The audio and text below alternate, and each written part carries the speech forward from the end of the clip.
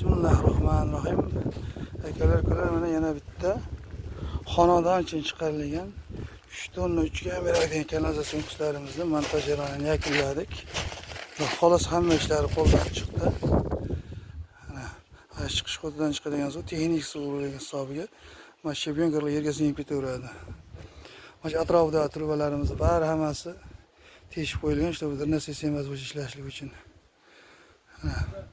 Bizda hozir Samarqand Pastarg'omda o'ta Juma bozori atrofiga xonadonga qo'ydik, ana shu xonadon uchun chiqarilgan xonadonga qo'ydik. Mana shu 3 tonnalik bo'ladi, 3 tonna 3 ga beradi. Mana hatto gardan kelgan trubalarga qulab hamma ishlar qo'ldan chiqib tayyor ishlatsa bo'laveradigan holatda.